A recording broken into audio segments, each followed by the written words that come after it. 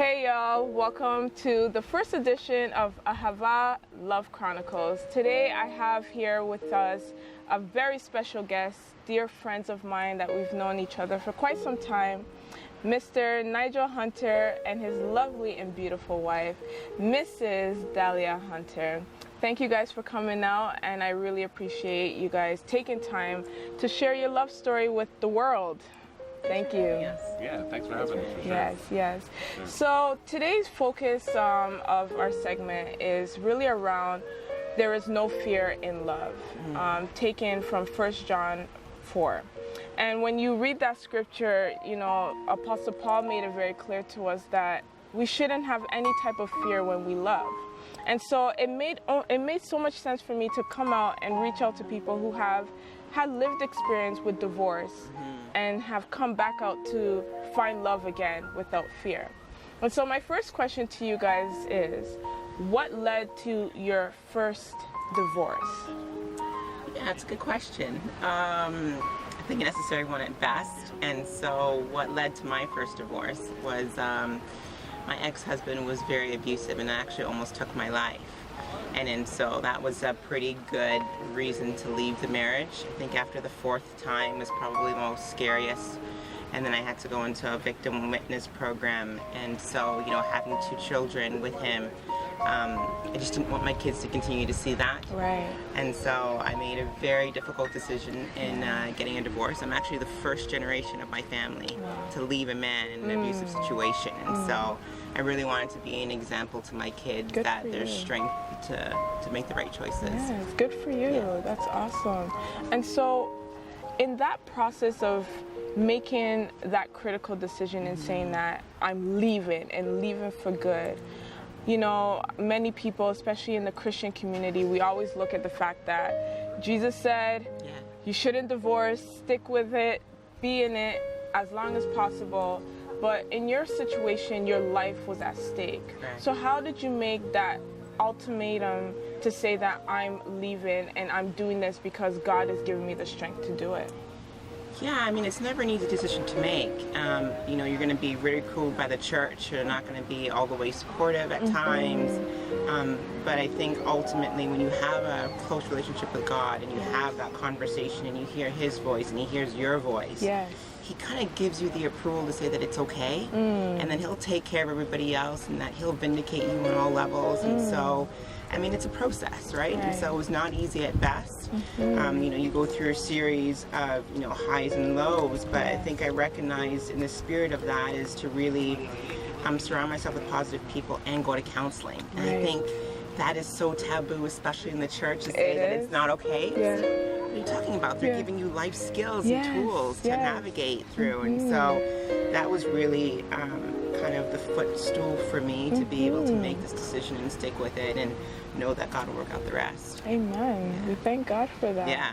And Indeed. I applaud you, yes, because it's never an easy process, right? And I mean, in anything, we always think twice about what people will say, even though we know God's opinion is the #1 opinion.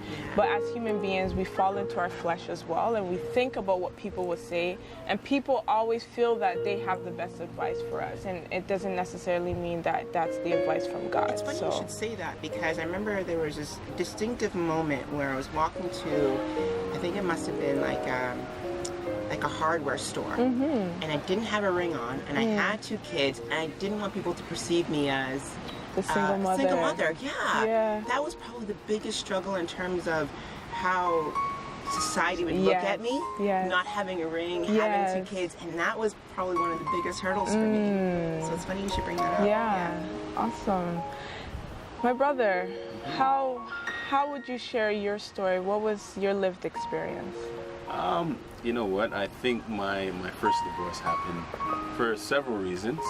I'd say the first reason was probably a level of immaturity. And I would say on my part as well as her part, in the sense of you have a certain ideal of how things should be when you get married and so forth. And when it doesn't happen that way, you sort of you don't make the right decisions, right? And I think that's what happened in my first divorce. I also think that a lot of the times, you know, when you're getting married, you don't really take the necessary steps to build on the relationship you have. You kind of think it's this way, and we're gonna do whatever we can within the marriage to make it better, rather than looking for supports or even mentors to help you in that process, right? And I don't think I did that in my first marriage.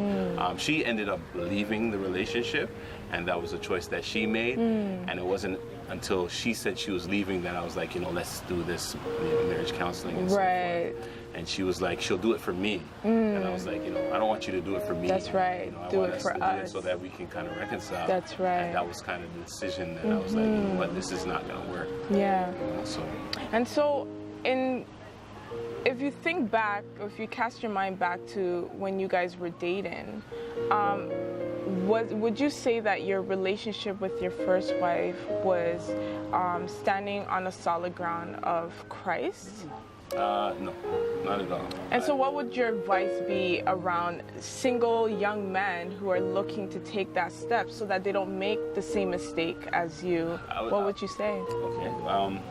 I think one of the things I definitely say is that a lot of times within the relationship, you'll see warning signs or red lights that you may say, the person won't be like this when they're with me. Right. But if you see them treating, their family members, you see them treating other people a certain way, don't think that that's going to change when you're in a relationship with them. That's right. So I think I saw a lot of warning signs that I kind of overlooked because I thought, within the relationship and she loves me, she's not really going to act that way. Right. And you get into the relationship and you see the same things, right? So I'd say that to a lot of men, you may overlook things because there's other things that are kind of, more important to you, but when you get into a relationship, those things are going to come up again. And you got to really think about, is this something that I can live with? Right. Or is it going to be something that I can't live with? That's right. But I think within my first relationship, I got to the point where I was like, I knew that I wasn't happy, but I was sacrificing it for my family. That's So I was sacrificed my own happiness for my child and for your my family, son, as opposed to being totally happy in the relationship, right? Right.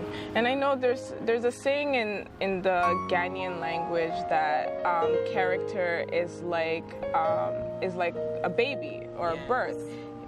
It's something that will come out, right? And so characteristics of being with somebody is something that can never be hidden.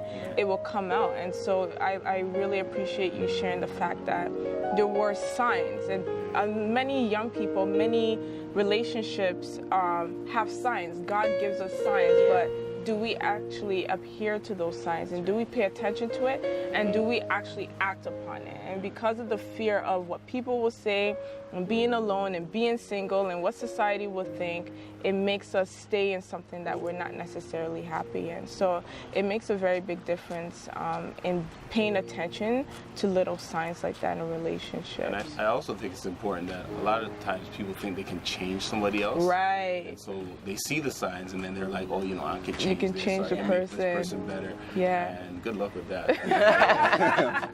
So, if you see that, right. Run. Would you say that was something similar in your story as well? Yeah, I think, kind of having a history of abuse, where my stepfather was abusive sexually, and then coming out of that and not getting the treatment or the support that is needed, you kind of perpetuate that behavior. You don't mean to. Yes. That's not at all what you do. But what you end up doing is love now becomes almost an addiction. And so now you're looking for somebody to kind of love you and feed you. And so in the beginning stages, that's what I received from him. He was great. He was charismatic, he was loving, he was attentive, he was present. And so the adhesive ends up wearing off because that's not truly who he is. Not who he is. And so, there were signs to everybody outside of my circle that said, you might not want to engage in this. And so I was like, no, but he really loves me. And so now you feed into that addiction, right? And it's not a love. It's not pure, true love. That's right. It's crooked love. And so recognizing that now and going through the steps and going through the support and going through the counseling, you recognize that you're feeding an addiction. Right. And so I think a lot of the times people think that idols are some golden type of, no, idols can be your children. Idols can be the addiction that you may have. Right. And so we talk about, addiction to drugs or alcohol, but we don't talk about addiction to real life things. That's right. That can take you captive. That's and so right. that's what I really caught myself in. And so, thank God that, I was able to wake up and get myself out of the situation. Yeah. But there's fault on both sides. Just made poor decisions. Right. And so going through that, how did you guys strengthen yourself in your spirit? Because, going through a divorce is not an easy thing, especially when children's involved, families involved. So how did you, in your singleness, when you got divorced, how did you guys get closer to God? And how did God reveal himself to you so that you guys can come together? You want me to go? I think when you go through a divorce, it's a very lonely road. Like, there's nobody that can support you. And so the only option is to let God in. So it's either you don't let him in and you crumble at the hinges, or you let him in and he saves you. Amen. And now becomes a very one-on-one type of a relationship. You can't run away. That's right. You have to walk through it. And so he meets you. He meets you exactly where you're at. And there's, when God shows up in pain, there's probably nothing more beautiful than that. Just really see how much he truly loves you. Because when everything is great, we kind of just, go wide and say, God, we got this, we're good. But when you're actually really in need, that's the only person you can run to. That's the only person that can support you. And so that's how he kind of showed up for me. Amen. Yeah. What about you? I think for me, to be completely honest, it was something where I was actually upset with God. The year before I lost my mother, and then the year after that, I go through separation and divorce, and I'm like, really, God, like, this is what you're giving me, like, death of my mother, and then now this situation. So I was very, say the best thing, it would be like, I was upset, angry, I was mad, bitter, I was like, why? And it was during that time where I feel like God showed himself to me as a father more than anything, like the love of God as a father, and really just taking me through that situation and allowing me to really, because I tried to do it on my own in the sense of, going to your cave, kind of don't talk to anybody, kind of just try to work it out on your own, and it wasn't working too well. So God sent people, sent Dali at a good time, and sent other people around me to kind of, walk me through the process and give me that support. So definitely, I would say I saw God more as a father in that situation than anything.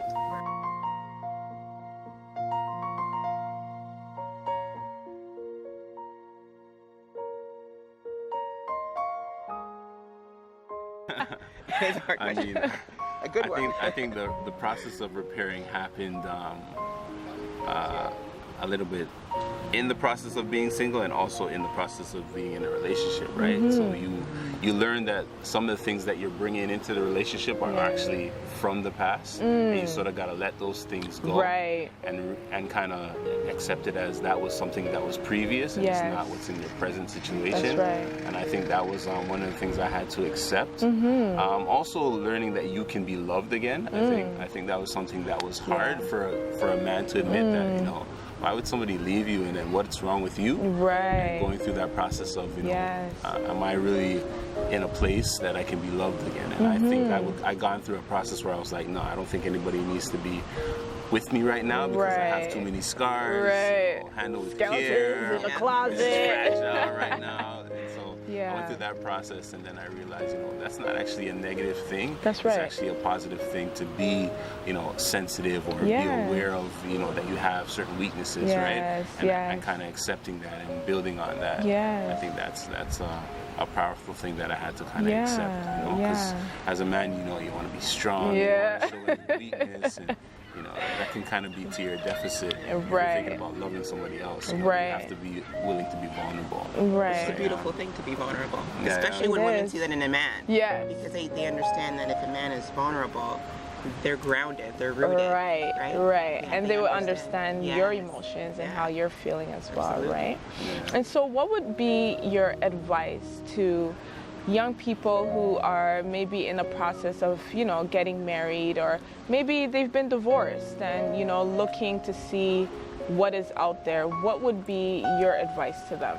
Yeah, so I think a couple of things. One, definitely go to counseling. I totally endorse that. But then understanding that when you... So in saying counseling, not to cut you off, but a difference between Christian counseling and worldly counseling, like seeing a psychiatrist or a psychologist? What would you say about that? Because there's a lot of things, misconceptions about counseling, and especially with Christians, we don't want to deal with none of that. Especially Black people, we don't want to deal with none of that. So how would you go about that? So, I mean, I would say it really is the appetite of the individual and their level of comfortability. So for me, I've done secular counseling, just because for me in the beginning, I didn't want to hear, well, just pray through it and God will support you. Well, that's great, but you're not giving me any useful tools to be able to go to the next step, to be able to talk my way through the situation, to be able to identify the root causes, pluck them out before they actually start to create symptoms within your life, right? And so from that perspective, they're neutral. Luckily, God is just, when I've gone secularly counseling, God has always kind of directed me to people who believe in God. So you kind of just have to trust the process that God is going to navigate you and put you in front of the right person. There have been counselors that have not worked out for me, and it's okay for you to say, yeah, you're not a good fit for my personality. Go to somebody else that's going to really be able to kind of cradle you in the moment until they can kind of mature you out of the situation. And so, so that would be my answer to that. And then I think, what's the second part of your question? So what would be your advice to young people or individuals? For getting married the second time around? Recognize all the things that you don't love about that person. So I think oftentimes, and this is, I think, noted why maybe both of our marriages failed, is because we fell in love with all the things that we loved about that person. But we didn't take stock of all the things that we didn't love about that person and said to ourselves, can we live with this? And then so I looked at Nigel, I looked at all the things that I didn't love or didn't like, and I said, can I work with this? Like, for instance, we're going there, brother. Great at keeping a place clean. So am I really gonna now have arguments with my husband? No. What we've agreed to is to take out some money out of his allowance and pay cleaners to come and clean the house. There you go. Very easy solution. Yes, coming up with solutions. And so, you gotta understand that if the man is going to be faithful, he's going to love you, he's gonna hold a lot of things that are important to Christ, that's going to be important to a marriage, then those are the fundamentals that you're not going to find in a man that can be taught, that can be trained. He's going to have to want to be able to hone in and manage that himself. But to know that there's things that are not perfect, that we can pay people to do, or we can go to counseling together to be able to manage, then those are fixable things. And so those are the things I would say to somebody else to look at going into this second time. Wonderful. What about you, bro? I would say, I guess the counseling is important because I'm doing counseling right now, and I think there's a process of where you have to rebuild yourself from whatever experience you were in, and that you need somebody who's actually qualified to do that. And I think that's the problem that a lot of people go to.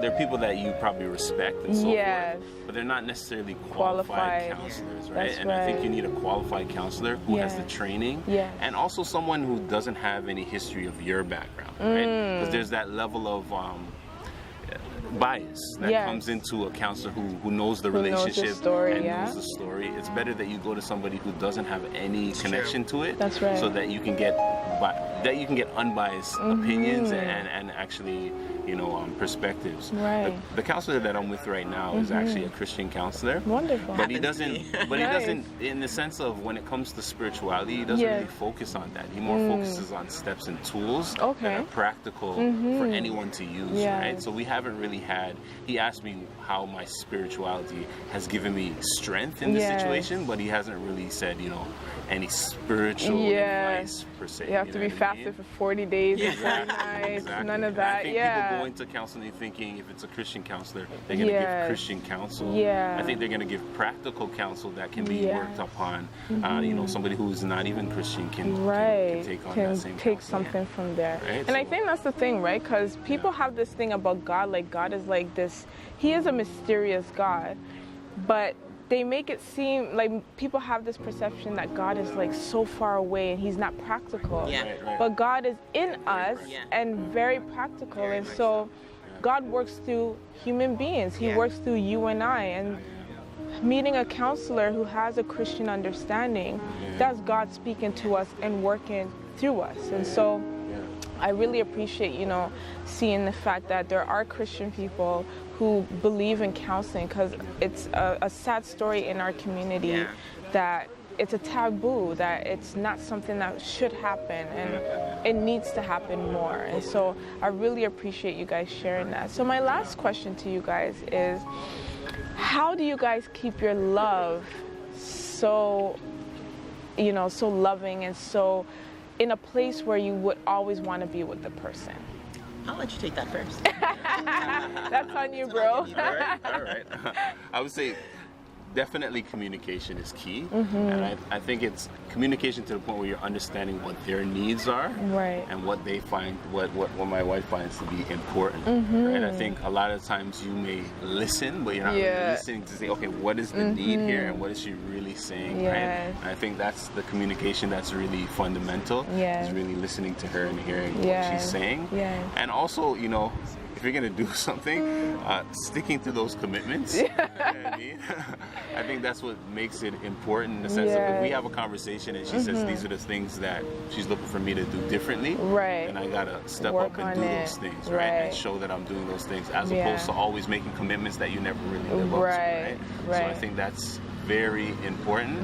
And I think also a part of it is keeping that romance, going, and it's important to always, take opportunities to date and still be dating when you're married, because a lot of times you become either a parent and you take on these different responsibilities, and those become your sole role in the relationship, as opposed to forgetting that you're still married, you're still dating, you should still be doing those things that that you can both enjoy as a couple.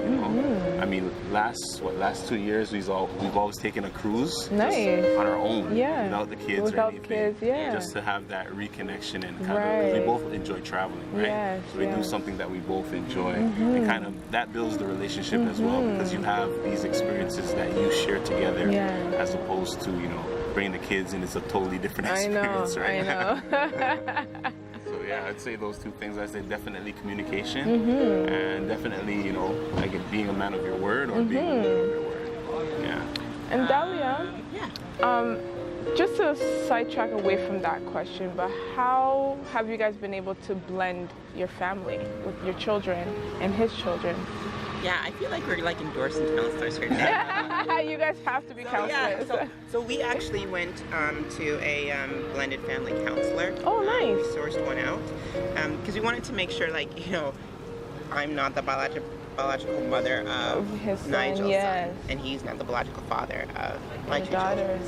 And so I thought that it would be best for us to start there, to be able to understand, because we're going to have some peaks and valleys. We're not always going to agree. There's going to be a period where it's like, from Nigel's point of view and his sons, I wish that things worked out between my mom and my dad. Exactly. And that's a natural feeling for a kid. I mean, it's a lot of pressure to know that your parents didn't work out, and now they're in this new relationship, and a lot of stressors around that. And so we thought it best just to go to somebody and to be able to give us the tools, how to navigate, how to think, what questions not to ask, what questions to ask, what things to just kind of leave alone, just to kind of make sure that the family, everybody feels like they're loved, like they're truly embraced and loved.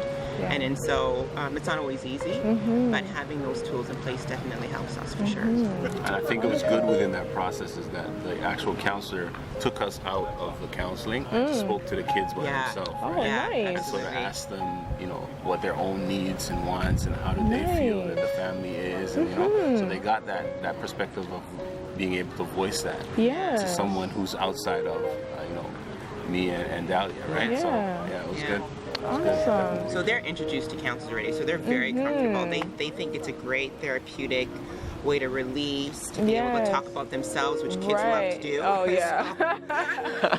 And so they have a perfect platform here, and No, that's awesome, and I'm really gonna endorse you guys to really maybe go back to school and get your counseling certificates, because you guys have a lot to give, and because of your experiences, it's experience that teaches other people. Absolutely. Right? That's how you get and wisdom. So that's how you get wisdom. And so I'm definitely pushing you guys to go get your counseling certificate, so then we'll bring our family and friends over to you guys, because you have so much wisdom and so much to give, and you can see the love, you can feel the love coming between you guys. It's amazing. And so I want to say thank you. Do you guys have any last words that you want to share with, our audience? Yeah, I think I do. I think that it's important that when you get married to also know that you can still be your own individual. I'm not blended into Nigel. Nigel's not blended into me. I endorse having space, having your own time to do your own things, spend time with your friends, because once you start getting wrapped up in your partner and you lose your self-identity, then you lose what makes you happy. You lose what makes love happen. And then so having space and having your own identity is key. I would say for the men out there, I would say something that they should always do is have a mentor. So like an older gentleman that has actually been married for several years, or someone who shares the same experience that you do. For example, I have a friend that has a blended family, and from time to time I'll ask him advice about does he ever experience this or that, and I think it helps. I think it definitely helps men to have a mentor that they can speak to and kind of share different wisdom from them, so that it can kind of build your relationship. So I think that's key. Absolutely. That's wonderful. Well, there you have it, folks. I mean, our sister and our brother here, they've shared their experience about there is no fear in love. I mean, love fails sometimes, but there's more than enough love to go around the world. And so go in without any conviction, go in without any distraction, and go in with an open heart and mind, and trust that God is the one that is going to see you through it all. Thank you, and God bless you, and see you all again.